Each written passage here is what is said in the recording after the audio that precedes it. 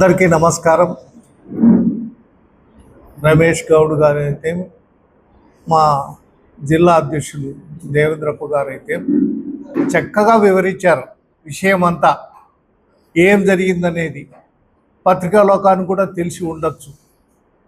ఎన్నాళ్ళు ఈ దుర్గతి, ఇంకెన్నాళ్ళు అని చెప్పి ఆవేదన చెందుతున్నటువంటి ప్రజానికానికి అండా దిక్కు ఎవరు లేకపోతే ఏమైపోతుంది ఈ ఆంధ్రప్రదేశ్ అనేది కూడా ఒకసారి గుర్తు చేస్తున్నా. ఎందుకంటే మామూలుగా ఇదే పెద్ద మనిషి జగన్మోహన్ రెడ్డి గారు ముఖ్యమంత్రి అయితేనే 3 సంవత్సరాలు మన ఆంధ్రప్రదేశ్లోనే లేడు. ఎందుకు లేడు? ప్రజల్లో మంచి పాలన అందిస్తున్నాడు, ఆయన మీద అసంతృప్తి అనేది లేదు, నేను వచ్చిన జనం రిసీవ్ చేయనటువంటి దీంతో 3 ఏళ్ళు లేవు. 3 ఏళ్ళ తర్వాత నీ పత్రికా లోకం కావచ్చు, నీ సొంత పత్రికలు, మీడియా అడ్డం పెట్టుకొని అబద్ధాలతో జగన్మోహన్ రెడ్డి గారు చేయనివి ఎన్ని దుర్మార్గాలతో ఈ రాష్ట్రంలో చూపించి అడ్డదారిలో రాజ్యాధికారం తెచ్చుకొని కొడుకు పెత్తనం అంటే రెడ్ బుక్ అంట. రెడ్ బుక్ రాజ్యాంగం. రాజ్యాంగం అనేది అంబేద్కర్ రాసిన రాజ్యాంగం మనం అమలు చేయాలి. ఎక్కడికి పోయింది అంబేద్కర్ రాజ్యాంగం? మన రాష్ట్రంలో, మన దేశంలో ఉన్నామా? భారతదేశంలో ఉన్నామా లేదా అనేది కూడా మనకు బాధ కలుగుతుంది. అటువంటి దుర్మార్గాలు ఎక్కడ చూసినా అన్ని బీసీ లోకాలు, కులం చెప్పే పనిలే, మా రజకులు కావచ్చు, కురబలు కావచ్చు, గౌడ్లు కావచ్చు, నాయి బ్రాహ్మణులు కావచ్చు, అన్ని కులాలకు అన్యాయాలు జరుగుతున్నాయి, దుర్మార్గాలు జరుగుతున్నాయి, లాకప్ డెత్తులు జరుగుతున్నాయి, ఆత్మహత్యలు చేసుకుంటున్నారు. ఏది పోలీసు వ్యవస్థ ఇంత దుర్మార్గంగా నడిపిస్తూ ఉంది, ఏమైపోతుంది అనేది జగన్మోహన్ రెడ్డి గారే ఈరోజు లేకపోతే ప్రజల పక్షాన ఈ రాష్ట్రం ఎంత దుర్మార్గం అయిపోతుందో ఒక్కసారి ఆలోచన చేయండి. మరి జగన్మోహన్ రెడ్డి గారు ప్రతి విషయానికి ముందుంటున్నాడు, ఆదుకుంటున్నాడు, ఏది సహాయం కావాలన్నా చేస్తున్నాడు. కాబట్టి ఇంకా కొంతమంది బతుకుతున్నారు, వేలాది మంది ఈనాడు కుటుంబాలు నాశనమైన ఇంకా లక్షలాది కుటుంబాలను ఆదుకుంటున్నాడు, నిలబెడుతున్నాడు. ఆత్మగౌరవంతో బతకడానికి ఆయన అండగా ఉన్నాడని కూడా గుర్తు చేస్తున్నా. మన జిల్లాలో విశ్వేశ్వరరెడ్డి లాంటి వ్యక్తి రైతు బాంధవుడు, కులాలకు మతాలకు అతీతంగా అందరినీ అన్న తమ్ముడు అనేటువంటి చూసే నాయకుడు మన జిల్లాలో ఉన్నాడంటే ఒక విశ్వేశ్వరరెడ్డి గారని కూడా నేను ఈ సందర్భంగా ఎందుకు చెప్పాల్సి వస్తుందంటే, దానికి ఆపోజిట్ పయ్యావుల కేశవ్ వాళ్ళ కుటుంబం ఎప్పుడూ దౌర్జన్యాలతో బతికినారు. వీళ్ళ కుటుంబం రైతులకు జనాలకు అండగా ఉన్నటువంటి ఈ కుటుంబం. మరి ఆయన ఏదో పదవి తీసుకున్నాడు, ఏంది కురబ సంఘమా డైరెక్టర్ తీసుకున్నాడు. అదాన్ని నేరము? ఒక ఆత్మగౌరవంగా బీసీలు నేను అని పలుకుతావే, నిజంగా ఇంత దుర్మార్గంగా మాట్లాడుతున్నావు. నీ కొడుకు అధికారం కట్టబెట్టి ఏమి చేసినా వాళ్ళు వెనకేసుకొని వస్తున్నారు. ఆ గుంటూరుది ఆమె ఎవరు ఒక బీసీ మహిళ, వడ్డెర కమ్యూనిటీ. చూడండి ఎంత దుర్మార్గం. ఆమె వివస్త్రం చేసి ఆ సీన్ చూస్తే కళ్ళనీళ్ళు పెట్టుకోవాలా. ఒక స్త్రీకి జరగరాంది జరిగితే కూడా 3 రోజులు కేసు లేదు. చంద్రబాబు నాయుడు ఎప్పుడు తప్పు చేసిన వారు నా పార్టీ వారైనా సస్పెండ్ చేస్తాట. సస్పెండ్ ఏందయ్యా? వారి తూటాలతో పేల్చి చంపాలా. మంచి వాళ్ళను పేల్చి చంపుతాడు. నీ పోలీసు బలగంతో చంపిస్తున్నావే. ఇంత దుర్మార్గం చేసిన వాళ్ళని ఎట్లా నువ్వు సహిస్తావు? మరి కేసులు కూడా మంచి కేసులు పెట్టలే.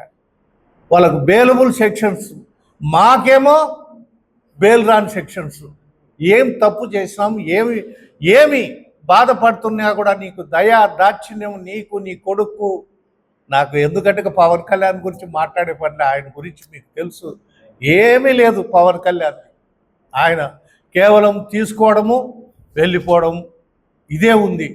ఈ తండ్రి కొడుకుల దుర్మార్గాన్ని ఇంకా మేము చూసి ఊరుకుంటామనేది మీరు విడిచిపెట్టండి. త్వరలో ప్రజా ఉద్యమం ప్రజలలోనే తీసుకొచ్చి తిరుగుబాటు అనేది తప్పకుండా ఎదుర్కొంటాం. అదే ఉరవకొండ ఇష్యూ కూడా టేకప్ చేస్తాం. తప్పకుండా రాష్ట్రంలోనే ఇటువంటి కేసు, ఇంత దుర్మార్గమైన కేసును మేము ఎండగట్టి రాష్ట్రానికి తెలియజేస్తామని కూడా ఈ సందర్భంగా గుర్తు చేస్తే, ఇంత దుర్మార్గాన్ని అరికట్టాలంటే ముఖ్యంగా పత్రికా లోకం, మీడియా లోకం అండగా ఉండాలి. జనం కోసం మనమందరం కూడా ఉద్యమించాలని ఒకసారి మీ అందరికీ రిక్వెస్ట్ చేస్తూ ముగిస్తున్నా. జై హింద్.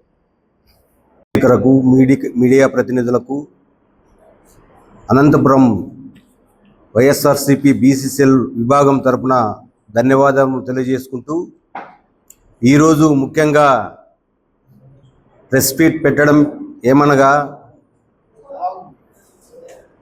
ఉరవకొండ నియోజకవర్గానికి చెందినటువంటి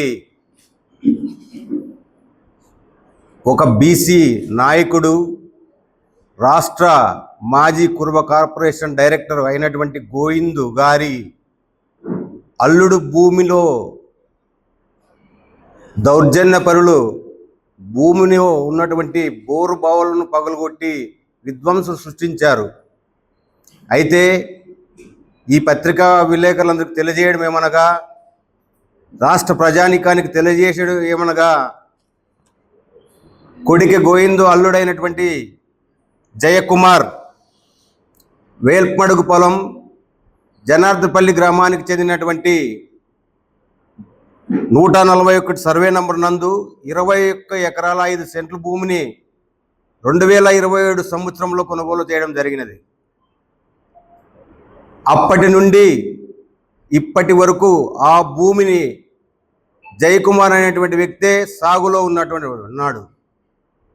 మరి కొంతమంది దౌర్జన్య పరులు, అవినీతి పరులు ఈ భూమిని కాజేయాలనేటువంటి ప్రధాన ఉద్దేశంతో 2025 సంవత్సరమున జయకుమార్ అనేటువంటి వ్యక్తి ఆ పొలమునందు కంది పంట వేస్తే, ఆ కంది పంటను నూర్పిడి చేయడానికి వెళితే నూర్పిడి చేయకుండా పోలీసు బందోబస్తుతో అడ్డుకున్నారు ఆ రోజు.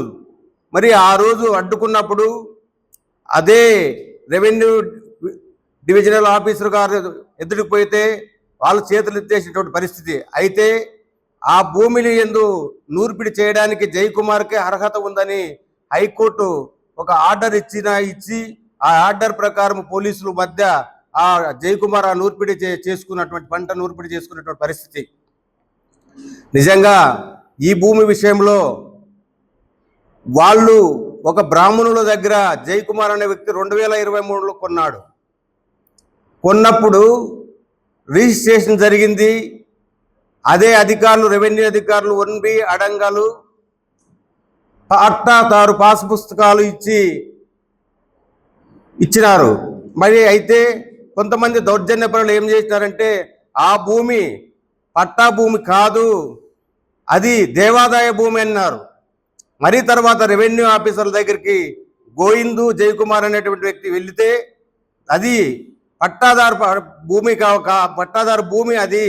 అది దేవాదాయ భూమి కాదని రెవెన్యూ అధికారులు రికార్డు పరంగా తెలియజేసినటువంటి పరిస్థితి. మరి నేను ఒకటే అడుగుతున్నా, ఆ భూమి బ్రాహ్మణులదైతే, ఆ భూమి కొన్నవాడు కుర్వ కులస్తుడైతే, మధ్యలో మీకు ఏ సంబంధం లేనటువంటి వ్యక్తులు ఆ భూమిలోకి ఎందుకు చొరబడుతున్నారు అని నేను గట్టిగా అడుగుతున్నా. మీకు ఎలాంటి సంబంధం ఉందా? ఆ భూమి వ్యక్తి ఒకవేళ బ్రాహ్మణ కులానికి చెందినటువంటి వ్యక్తులు, అన్నదమ్ములు కానీ, కొడుకులు కానీ, వారసులు కానీ వచ్చి మాది భూమి నువ్వు అక్రమంగా తీసుకున్నావు, నువ్వు డబ్బు తక్కువ తీసుకున్నావు అని ఎవరైనా అడిగితే దానికి సమాధానం చెప్పాల్సిన ఆవశ్యకత ఇక్కడ ఉంది. మరి ఎందుకు అగ్రకులాల వారు ఈ భూమి పైన కన్నేసి ఈ భూమిని కాజేయడానికి పూర్తి స్థాయిలో వీళ్ళు ప్రయత్నిస్తున్నారు? కానీ ఇది తప్పు. హైకోర్టులో స్టేటస్ కో ఉన్నప్పటికీ పోలీసు అధికారుల వారు రక్షించాల్సి వచ్చినటువంటి రక్షక భటులే భక్షక భటులైతే ఎవరిని ఆశ్రయించాలి? మనము ఈరోజు 3 బోరుబావులను నీరు ఉన్నటువంటి 3 బోరుబావులు ధ్వంసం చేస్తే మరి ఎవరి దగ్గరికి వెళ్ళినా న్యాయం జరగకపోతే మరి ఎవరి దగ్గరికి వెళ్ళాలి? ఈ కూటమి ప్రభుత్వంలో బీసీల పట్ల, బీసీ సోదరుల పట్ల, బీసీ సోదరిమణుల పట్ల దౌర్జన్యకాండ జరుగుతుంది. ఈ ప్రభుత్వాలు అనేటువంటివి 5 సంవత్సరాలకు ఒకసారి వచ్చిపోతాయే కానీ శాశ్వతం కాదు. కాబట్టి నేను చెప్పేదేమంటే, ఎస్పీ గారికి కానీ 10 రోజుల కింద విశ్వేశ్వరరెడ్డి గారిపై ఇదే భూమి విషయం మాట్లాడినారు. అదేవిధంగా ఇప్పుడు వీళ్ళు ఈ బోరుబావులు ధ్వంసం చేసినటువంటి వ్యక్తుల్ని వెంటనే అరెస్ట్ చేయాలని డిమాండ్ చేస్తున్నాం. అలా చేయని పక్షంలో మేము ఈ 4-5 రోజుల్లో ప్రధానంగా పెద్ద ఎత్తున ఆందోళన చేపడతామని, పోలీస్ స్టేషన్ ముందు ఆందోళన చేపడతామని తెలియజేస్తూ